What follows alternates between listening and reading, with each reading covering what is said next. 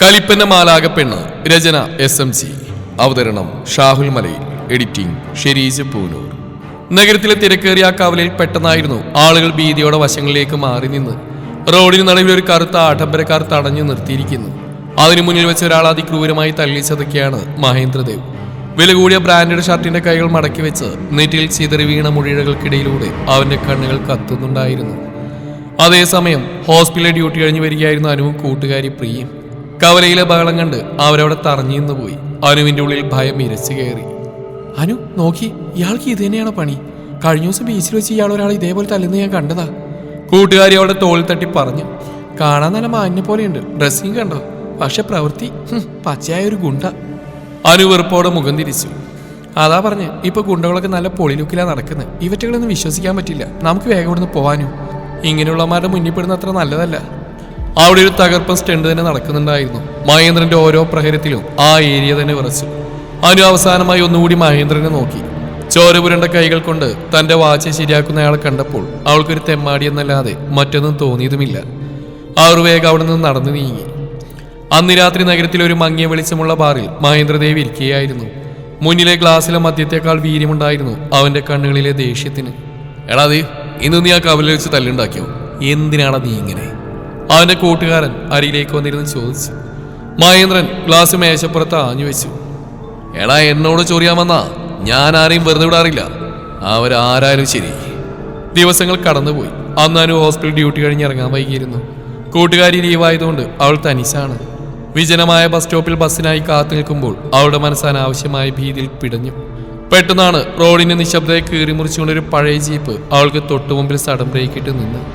ടയറുകൾ റോഡിൽ ഉരസിയ കർക്കശമായ ശബ്ദം കേട്ട് അനു ഞെട്ടി വിറച്ചു. ജീപ്പിനുള്ളിൽ നിന്ന് ചുവന്ന കണ്ണുകളോടെ മുറുക്കാൻ ചവച്ചുകൊണ്ട് അവൾ നോക്കുന്ന വിക്രം റാണയായിരുന്നു. ഭയം അവളുടെ നട്ടിലൂടെ അരിച്ചു കയറി.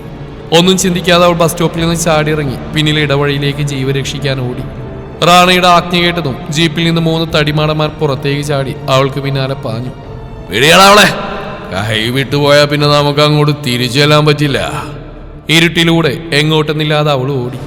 കാലുകൾ ക്ഷീണം വന്നെങ്കിലും മനസ്സിന്റെ ബലത്തിന്റെ പുറത്ത് ഓരോ ചുവട് വെക്കുമ്പോഴും അടുത്ത നിമിഷം എന്ത് സംഭവിക്കുമെന്ന ഭയം അവളെ കീഴ്പ്പെടുത്തിക്കൊണ്ടിരുന്നു. ചുറ്റും നോക്കിയെങ്കിലും ഒരു മനുഷ്യജീവി പോയിട്ട് മിന്നിമറയുന്ന ഒരു വെട്ടം പോലും ആ വഴിയിൽ ഉണ്ടായിരുന്നില്ല. എടാ, അവളെ വിടരുത്, കൈ വിട്ടുപോയാൽ പിന്നെ നമുക്ക് അങ്ങോട്ട് തിരിച്ചെല്ലാൻ പറ്റില്ലെന്ന് അറിയാലോ. പിന്നിൽ നിന്നും ആക്രോശം മുഴങ്ങി. ക്രൂരത മുഖത്ത് നിഴലിക്കുന്ന 3 പേർ വേട്ടപ്പട്ടികളെ പോലെ അവൾക്ക് തൊട്ടു പിന്നാലെ തന്നെയുണ്ട്. അവളൊന്ന് തിരിഞ്ഞു നോക്കി. പൊക്കമുള്ള തടിക്കഷ്ണം പോലുള്ള ആ തടിമാടന്മാർ തന്നിലേക്ക് ദൂരമളന്ന് വരികയാണ്. അവരുടെ കൈകളിൽ അകപ്പെടുന്നതിലും നല്ലത് മരണമാണെന്ന് അവളുടെ മനസ്സ് മന്ത്രിച്ചു. ശ്വാസകോശം കത്തുന്ന പോലെ അവൾക്ക് തോന്നി. പെട്ടെന്ന് തളർച്ചയാൽ വേച്ചുപോയ അവളുടെ കാലുകൾ ഉടക്കി. നിയന്ത്രണം വിട്ട് അവൾ ടാർ റോട്ടിലേക്ക് ആഞ്ഞു വീണു. നെറ്റി റോഡിലിടിച്ചവും തലക്കുള്ളിൽ ഒരു മിന്നൽ പിണർ പാഞ്ഞുപോയി. കാഴ്ചകൾ മങ്ങാൻ തുടങ്ങി. നെറ്റിയിൽ നിന്ന് ഒലിച്ചിറങ്ങുന്ന ചൂടുള്ള രക്തം കൺപോളകളെ നനയ്ക്കുന്നുണ്ടായിരുന്നു.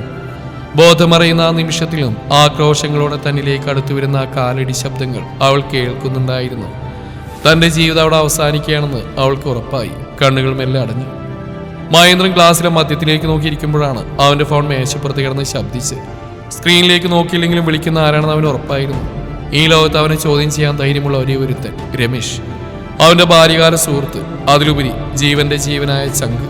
ഒരു നേർത്ത ചിരിയോടെ മഹേന്ദ്ര ഫോൺ എടുത്ത് ചെവിയിൽ വെച്ചു. മറുവശത്തുനിന്ന് ഒരു വെടിയുണ്ട പോലെ രമേശിന്റെ ശബ്ദം പാഞ്ഞു വന്നു. തെണ്ടി, നീ ഇത് എവിടെ പോയി കിടക്കടാ? എത്ര തവണ ഞാൻ നിന്നെ വിളിക്കണം? ഞാനിവിടെ നാട്ടിലാന്ന് വെച്ച് നിന്റെ തോന്നിയാസം കുറച്ച് കൂടുന്നുണ്ടല്ലോ. മഹേന്ദ്രനൊന്നും മിണ്ടിയില്ല. അവൻ ആ ശകാരങ്ങൾ ആസ്വദിക്കുകയായിരുന്നു. ഇന്ന് നീ ആ കവലയിൽ വെച്ച് തല്ലുണ്ടാക്കിയെന്ന് ഞാൻ അറിഞ്ഞു. നീ ഇത് എന്ത് ഭാവിച്ചാടാ? നിന്റെ ഈ കലിപ്പും കൂടി എപ്പോഴാണ് ഒന്ന് അവസാനിക്കുക? നീ കേൾക്കുന്നുണ്ട് ഞാൻ പറയുന്നത്? മറുഭാഗത്ത് നിശബ്ദത മാത്രം. മഹേന്ദ്രനൊന്നും മറുപടി പറഞ്ഞില്ല. പറയാൻ വാക്കുകളില്ലാത്തതുകൊണ്ടല്ല, മറിച്ച് രമേശിന്റെ സ്നേഹപൂർവ്വമുള്ള ആ ദേഷ്യത്തിന് മുമ്പിൽ തോറ്റുകൊടുക്കാൻ അവന് ഇഷ്ടമായതുകൊണ്ട്. അവൻ പതിയെ ഫോൺ കട്ട് ചെയ്തു. ഒരു ദീർഘനിശ്വാസത്തോടെ ബാറിൽ കൂടെ ഉണ്ടായിരുന്ന സുഹൃത്തിനോട് കൈവീശി യാത്ര പറഞ്ഞ് അവൻ പുറത്തിറങ്ങി. അവളുടെ അടുത്തേക്ക് ആ ഗുണ്ടകൾ ആർത്തലച്ചെത്തി. അവരിൽ ഒരുവൻ അവളുടെ കൈകൾ ബലമായി പിടിച്ചു വലിച്ചു. വീഴ്ചയുടെ ആഘാതത്തിൽ വാടിക്കരിഞ്ഞൊരു പൂവ് പോലെ അവൾ കുഴഞ്ഞുപോയിരുന്നു. ബോധം മറയുന്ന ആ നിമിഷത്തിലും കിട്ടാവുന്ന സകല കരുത്തും സംഭരിച്ച് അവൾ അവനെ തള്ളിമാറ്റാൻ ശ്രമിച്ചു. അടങ്ങി നിൽക്ക് മോളെ, നീ എന്തിനാ ഇങ്ങനെ കിടന്ന് പിടക്കുന്നത്? റാണാബായിയുടെ കയ്യിൽ നിന്ന് നീ ഇനി രക്ഷപ്പെടില്ല. നീ എത്ര ഓടും? അയാൾ അവളുടെ ഉടലിലേക്ക് ആർത്തിയോടെ നോക്കി പരിഹസിച്ചു. അവൾ തന്റെ പിഞ്ച് കൈകൾ കൊണ്ട് അയാളുടെ നെഞ്ചിലടിച്ചു. അപ്പോഴാണ് ദൂരെ നിന്നൊരു പ്രകാശ ഇരുട്ടിനെ ഭേദിച്ച് അവളുടെ മുഖത്തേക്ക് പതിച്ചത്. അവളുടെ കൈകളിൽ അയാളുടെ പിടിമുറുകി. പക്ഷേ എതിർത്തേൽക്കാൻ ശേഷിയില്ലാതെ അവൾ ആ ക്രൂരന്റെ കൈകളിലേക്ക് തന്നെ കുഴഞ്ഞു വീണു.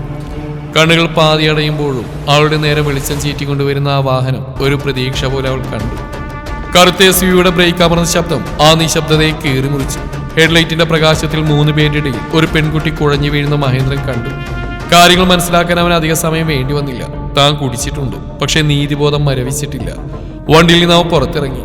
ചുണ്ടിൽ കത്തുന്ന സിഗരറ്റിന്റെ പുക ആകാശത്തേക്ക് ഊതിവിട്ട് അവൻ തന്റെ ആഡംബരക്കാരന്റെ ബോണ്ടിൽ ചാരി നിന്നു. ഒരു കാല് ഉയർത്തി ബോണ്ടിൽ വെച്ച് വളരെ കൂളായവൻ ചോദിച്ചു, എന്താണ് ചേട്ടന്മാരെ ഈ അസമയത്ത് ഒരു പെൺകുട്ടിയായിട്ട് ഇവിടെ എന്ത് പരിപാടിയാ? ആ ചോദിക്കാൻ നീ ഏതാടാ? മര്യാദക്ക് വന്ന വഴിക്ക് കിട്ടോ, അല്ലെങ്കിൽ ഇതിന്റെ തടികടാവും. അവരിലൊരുവൻ ആക്രോശിച്ചു. മഹേന്ദ്രന്റെ ചുണ്ടിൽ പുച്ചച്ചിരി വിരിഞ്ഞു. അതെന്ത് പറച്ചില്ല ചേട്ടാ, കാര്യങ്ങളൊന്ന് കൃത്യമായിട്ട് അറിഞ്ഞിട്ട് ഞാൻ പോകുന്നുള്ളൂ. എന്നെ ഒന്ന് ശരിക്കും അറിയിക്കാമോ? എന്നാ നീ അനുഭവിച്ചിട്ട് തന്നെ പോടാ. ഷർട്ടിന്റെ കൈകൾ തെറുത്ത് കയറ്റി അവരിലൊരുവൻ മഹേന്ദ്രൻ നേരെ പാഞ്ഞെടുത്തു. പക്ഷേ കണ്ണടച്ചുറക്കുന്ന വേഗത്തിൽ അവൻ തെറിച്ചു വീണിരുന്നു. മഹേന്ദ്രന്റെ ഒരു മാരകമായ കിക്ക് അവനെ നെഞ്ചിൽ തന്നെ കൊണ്ടു. അത് കണ്ട ബാക്കി രണ്ടുപേരൊന്ന് പകച്ചു. ഇനി എങ്ങനാ? ഞാൻ കൂടുതൽ പറയണോ? മഹേന്ദ്രന്റെ വളർച്ച ആ പ്രദേശത്തെ ഒന്ന് വിറപ്പിച്ചു. അവന്റെ കണ്ണിലെ ജ്വലിക്കുന്ന രോഷം കണ്ടപ്പോൾ അവരൊന്ന് പതറി. എങ്കിലും തോൽക്കാൻ തയ്യാറല്ലാതെ അവരവനെ വളഞ്ഞു. മഹേന്ദ്രൻ മേലെ ഓരോ ചുവടും മുന്നോട്ട് വെച്ച് അവരുടെ തൊട്ടുമുന്നിൽ ചെന്ന് നിന്ന് ചുണ്ടിലെ സിഗരറ്റ് ഊക്കോടെ വലിച്ച് പുക അവരുടെ മുഖത്തേക്ക് ഊതിവിട്ടു. അപ്പോഴും നേതാവായ ഗുണ്ടയുടെ കയ്യിൽ അനുവിന്റെ കൈകൾ ഞെരിഞ്ഞ് അമരുന്നുണ്ടായിരുന്നു. മഹേന്ദ്രൻ ആ കൈയിലേക്ക് നോക്കി. അടുത്ത നിമിഷം തന്നെ നെറ്റിക്കൊണ്ട് അയാളുടെ നെറ്റിയിൽ ശക്തമായൊരിടി. ചോരൊലിപ്പിച്ചുകൊണ്ട് അയാൾ അവിടെ കൈവിട്ട് താഴെ വീണു. പിന്നെ അവിടെ നടന്ന് സമാനതകളില്ലാത്തൊരു പൂരമായിരുന്നു.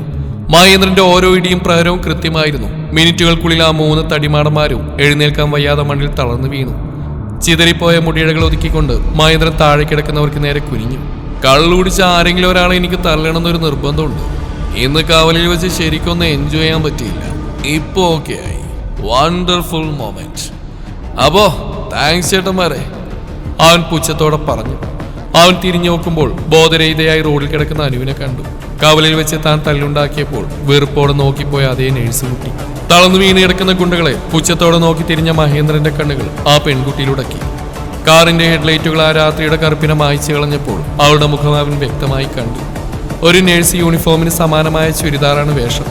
പിടിവലിക്കടിയിൽ അത് അങ്ങിങ്ങായി കീറിയിട്ടുണ്ട്.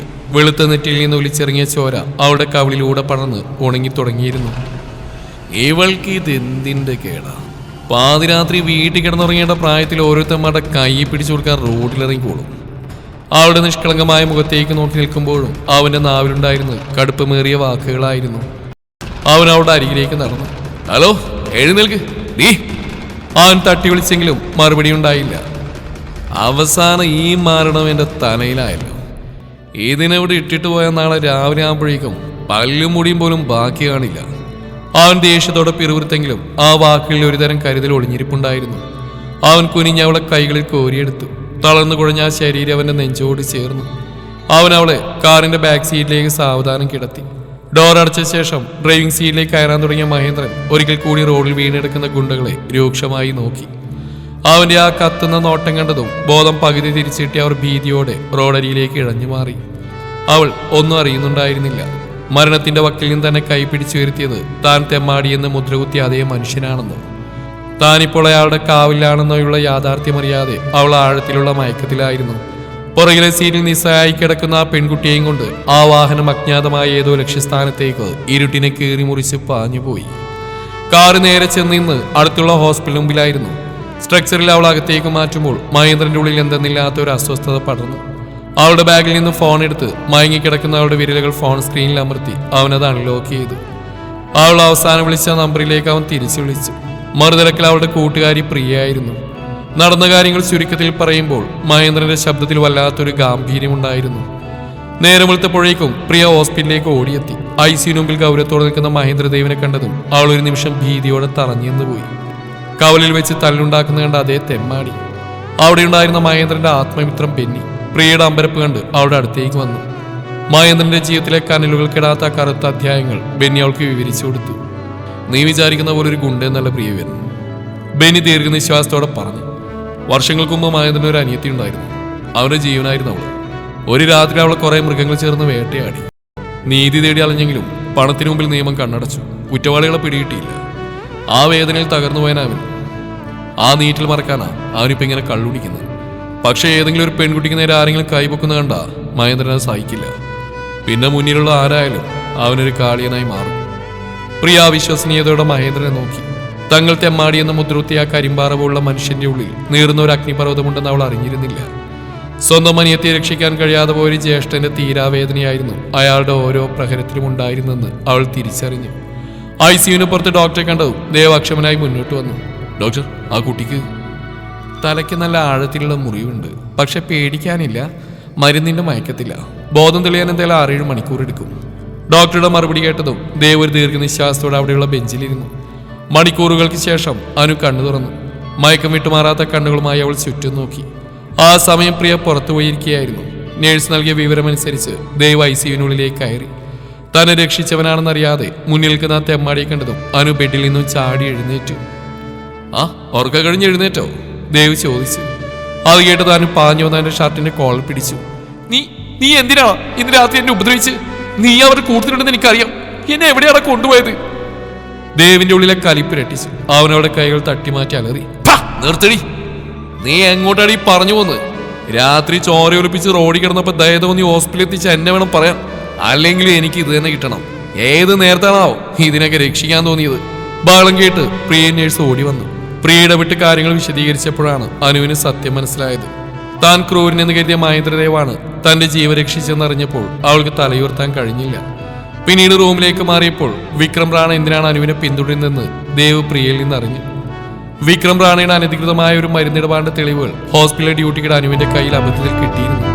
ആ രഹസ്യം പുറലോകം അറിയാതിരിക്കാനാണ് വിക്രം അവളെ കൊലപ്പെടുത്താൻ തുനിഞ്ഞിറങ്ങിയത്. പിറ്റേന്ന് ഡിസ്ചാർജായി പോകാനൊരുങ്ങുമ്പോഴാണ് ഹോസ്പിറ്റൽ കോമ്പൗണ്ടിലേക്ക് പൊടി വർത്തിക്കൊണ്ട് വിക്രം റാണയുടെ ജീപ്പ് പാഞ്ഞു വന്നത്. പിന്നാലെ ബൈക്കുകളിൽ ജിമ്മന്മാരായ കുണ്ടുകൾ. അവന് ഭയന്ന് കുറച്ച് ദേവിന്റെ പിന്നിൽ ഒളിച്ചു. ദേവ് ഗ്രൗണ്ടിലേക്ക് ഓടിയിറങ്ങി. ഗുണ്ടകൾ അവനെ വളഞ്ഞു. 4 പേര് ഒന്നിച്ച് ആക്രമിക്കാൻ ഓങ്ങിയപ്പോഴേക്കും ദേവ് തന്റെ സംഹാര രൂപം പുറത്തെടുത്തു. തലങ്ങും വിലങ്ങും അടി തുടങ്ങിയിരുന്നു. പക്ഷേ യാദൃശികമായി പിന്നിലും തലക്കിട്ടിയ ഒരു കനത്ത പ്രഹരത്തിൽ ദേവ് നിലത്തി വീണുപോയി. ഗുണ്ടകൾ അവനെ പിടിച്ച് ലോക്ക് ചെയ്തു. വിക്രം റാണ മുറുക്കാൻ ചവച്ചുകൊണ്ട് ജീപ്പിൽ നിന്ന് താഴെ ഇറങ്ങി. അവൻ ദേവിന്റെ കഴുത്തിന് കുത്തിപ്പിടിച്ചു. ഈ വിക്രം റാണ എന്ത് ചെയ്താലും ആരും സാക്ഷി പറയില്ലടാ. കാരണം എല്ലാവർക്കും എന്നെ പേടിയാ. ഇപ്പൊ നിന്നെ ഇവിടെ വെച്ച് ഞാൻ കൊല്ലും. ആരും ചോദിക്കില്ല. തലയിലെ മുറിവിൽ നിന്ന് ചോരയൊലിക്കുന്നുണ്ടായിരുന്നു. തളർച്ചയോടെ നിൽക്കുന്ന ദേവിനെ വിക്രം ആഞ്ഞു തള്ളി. അവൻ മണ്ണിലേക്ക് വീണു. അനു കരഞ്ഞുകൊണ്ട് ഓടി വന്ന് ദേവിനെ തട്ടിയുണർത്താൻ ശ്രമിച്ചു. ദേവ്, എഴുന്നേൽക്ക് പ്ലീസ്. അപ്പോഴാണ് വിക്രം ആ രഹസ്യം വെളിപ്പെടുത്തിയത്. എടാ ദേവേ, നീ ഒരു കാര്യം കൂടി അറിഞ്ഞോടാ. നിന്റെ അനിയത്തിയെ പിച്ചിച്ചി നീ ഞാനാണെടാ, ഈ ഞാൻ. ആ വാക്കുകൾ ദേവിന്റെ ചെവിയിൽ ഇടിത്തീ പോലെ പതിച്ചു. തളർന്നു കിടന്ന അവന്റെ ഉള്ളിൽ ഒരു അഗ്നിപർവ്വതം പൊട്ടിത്തെറിച്ചു. അനുവിനെ ജീപ്പിലേക്ക് വലിച്ചിഴക്കാൻ തുടങ്ങിയ വിക്രമിന്റെ നെഞ്ചിൽ ഒരു മാരകമായ ചവിട്ടേറ്റു. നിലത്ത് വീണ വിക്രം നോക്കുമ്പോൾ ചോരയൊലിപ്പിക്കുന്ന കണ്ണുകളുമായി വേട്ടക്കാരനെ പോലെ മഹേന്ദ്രദേവ് എഴുന്നേറ്റ് നിൽക്കുന്നു. പിന്നെ അവിടെ നടന്നൊരു യുദ്ധമായിരുന്നു. അനിയത്തിയുടെ മരണം കൺമുമ്പിൽ കണ്ട ജ്യേഷ്ഠന്റെ പ്രതികാരമായിരുന്നു ആ ഓരോ ഇടിയും. ഗുണ്ടകൾ ഓരോരുത്തരായി നിലംപതിച്ചു. അപ്പോഴേക്കും രമേശും ബെന്നിയും പോലീസുമായി സ്ഥലത്തെത്തി. ആവേശത്തോടെ പോരാടിയ ദേവ് ഒരു ഗുണ്ടയുടെ കയ്യിൽ നിന്ന് വടിവാൾ പിടിച്ചു വാങ്ങി. വിക്രമിനെ നിലത്തിട്ട് അവൻ വാൾ ഉയർത്തി. എന്റെ അനിയത്തി അനുഭവിച്ച വേദന, അതിനുള്ള ശിക്ഷകളായത്. മിന്നൽ വേഗത്തിൽ ദേവ് വാൾ വീശി. വിക്രം റാണയുടെ 2 കൈകളും അറ്റു വീണു. കൊല്ലാൻ നോക്കിയ ദേവിനെ പോലീസ് ബലമായി പിടിച്ചു മാറ്റി. വിക്രമിനെയും ദേവിനെയും അതേ ഹോസ്പിറ്റലിൽ തന്നെ പ്രവേശിപ്പിച്ചു. ദിവസങ്ങൾ കഴിഞ്ഞ് ജനങ്ങളുടെ സാക്ഷിമൊഴികളും വിക്രമിന്റെ തന്നെ കുറ്റസമ്മതവും കോടതിയിലെത്തിയപ്പോൾ വിക്രം റാണക്ക് അർഹമായ ശിക്ഷ ലഭിച്ചു. സത്യങ്ങൾ അറിഞ്ഞ അനുവിനും പ്രിയക്കും മഹേന്ദ്രദേവ് ഇപ്പോൾ ഒരു തെമ്മാടിയല്ല, മറിച്ച് തകർന്നുപോയൊരു വലിയ മനസ്സിന്റെ ഉടമയായിരുന്നു. ആശുപത്രിയിലെ മുറിയിൽ ഡിസ്ചാർജ് ആവാൻ തയ്യാറായി നിൽക്കുകയാണ് മഹേന്ദ്രൻ. തലയിലെ മുറിവിൽ ഇപ്പോഴും വെള്ളത്തുണി കെട്ടിയിട്ടുണ്ട്. ജനാലക്കൽ പുറത്തെ കാഴ്ചകൾ നോക്കിയെന്ന് അവന്റെ അടുത്തേക്ക് അനു പതുക്കെ നടന്നിയെന്നു. അവളുടെ കയ്യിൽ റോസാപ്പൂ ഉണ്ടായിരുന്നു. മഹേന്ദ്രൻ, അവൾ മെല്ലെ വിളിച്ചു. അവൻ പതിവ് പോലെ കലിപ്പുരം തിരിഞ്ഞു നോക്കി. എന്താ, ഇനി എന്നെ തല്ലാൻ വരുവാണോ? അവനെ കള്ളച്ചിരിയോടെ ചോദിച്ചു. അനുവിന്റെ കണ്ണുകൾ നിറഞ്ഞു. അവൾ തലതാഴ്ത്തി പറഞ്ഞു, ക്ഷമിക്കണം, അന്ന് നിങ്ങളെ തെറ്റായി വിചാരിച്ചതിനും ഐസിയിൽ വെച്ച് അങ്ങനെയൊക്കെ സംസാരിച്ചതിനും. എൻ്റെ ജീവൻ മാത്രമല്ല, എൻ്റെ അനിയത്തിയുടെ ആത്മാവിന് നിങ്ങൾ നീതി മേടിച്ചു തന്നു. എനിക്ക് നിങ്ങളോട് എങ്ങനെ നന്ദി പറയണമെന്നറിയില്ല. മഹേന്ദ്രൻ അവളുടെ അടുത്ത് വന്നു. അവന്റെ ശബ്ദം ഇപ്പോൾ പരിക്കനായിരുന്നില്ല. നന്ദി വേണ്ടാനും, എൻ്റെ അനിയത്തെ എനിക്ക് രക്ഷിക്കാൻ കഴിഞ്ഞില്ല. പക്ഷെ നിന്നെ അവസ്ഥയിൽ കണ്ടപ്പോൾ എനിക്ക് തോന്നി ദൈവം എനിക്ക് തന്ന രണ്ടാമത്തെ അവസരമാണെന്ന്. അവളെ പോലെ നിന്നെ നഷ്ടപ്പെടുത്താൻ എനിക്ക് കഴിയില്ലായിരുന്നു. അവൾ ആ റോസാപ്പൂവ് അവന് നേരെ നീട്ടി. ഒരു തെമ്മാടിയാണെന്ന് വിചാരിച്ചാൽ ഞാൻ നിങ്ങളെ നോക്കിയത്. പക്ഷെ ഇന്ന് എനിക്കറിയാം ഈ കലിപ്പിന് പിന്നിൽ ഒരു വലിയ സ്നേഹമുണ്ടെന്ന്. മഹേന്ദ്രൻ ആ പൂവ് വാങ്ങി അവളുടെ കണ്ണുകളിലേക്ക് നോക്കി. ഇനി ഈ തെമ്മാടിയുടെ കൂടെ എന്നുണ്ടാവോ? അവനൊന്നും മിണ്ടിയില്ല. പകരം മനോഹരമായൊരു പുഞ്ചിരിയോടെ അവന്റെ കൈകളിൽ മുറുകെ ചുംബിച്ചു.